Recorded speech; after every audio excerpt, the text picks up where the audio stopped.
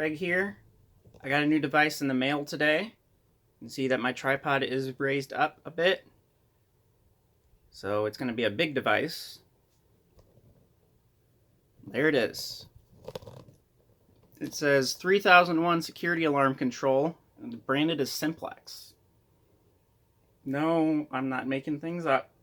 This was actually a product that was distributed by Simplex.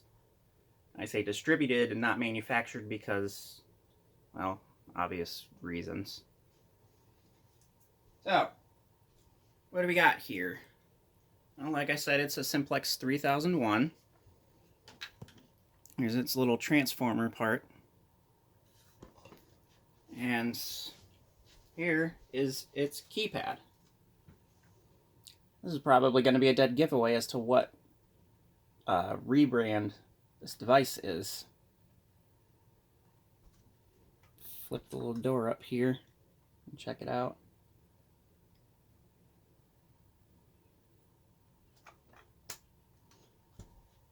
So, the full model number of this is the Simplex 3001-9001. The security alarm system. Rebranded from Moose. It came with 3 guides here: user manual, quick reference installation, and full installation, operation, and programming. Let's go ahead and open the cabinet up. Here's the keys that it came with.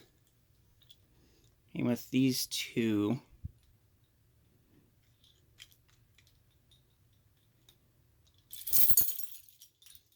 Go ahead and pop this open here. And we'll check it out. Now, it did come with this Moose battery here, the model B1260, 12 volts, 6 amp hours.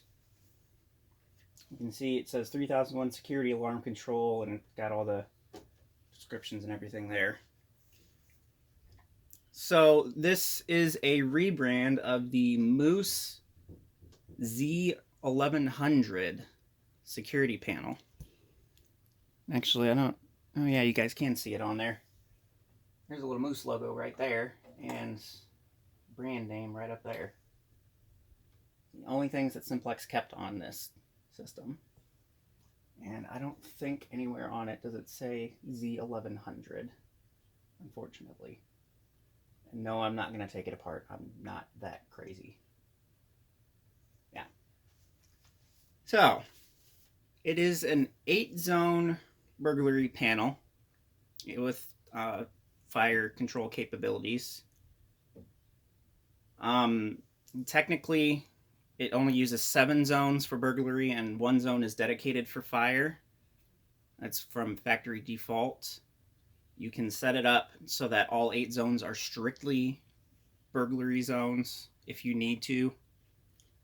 I won't do that, obviously, because I don't think it's okay to just have a strict security only panel.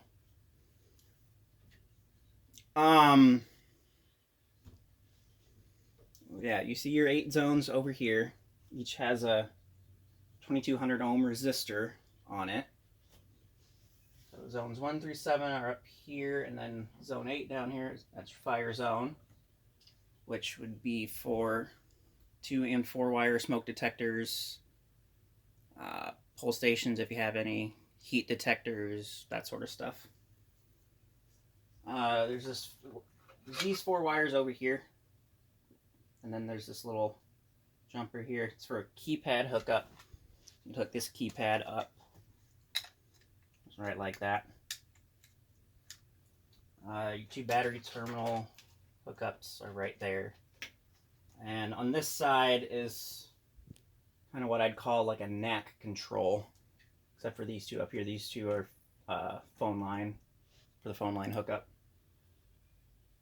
I'm still trying to figure out how exactly to properly wire these, but you technically don't even need those wired, because you can just use these, all these wires here for different events.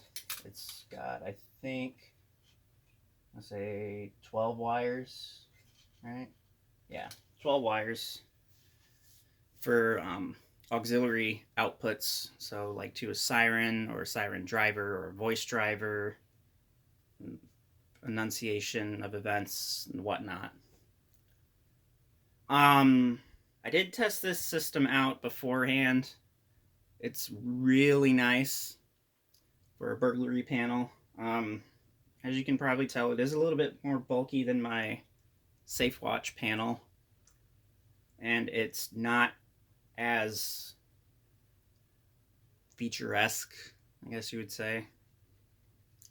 But obviously it wouldn't be as feature-esque because it's a system from the 80s. I believe those manuals are dated 1988. Anyway, I'll get a couple of notification appliances and some initiating devices out, and we will do a test run on this system.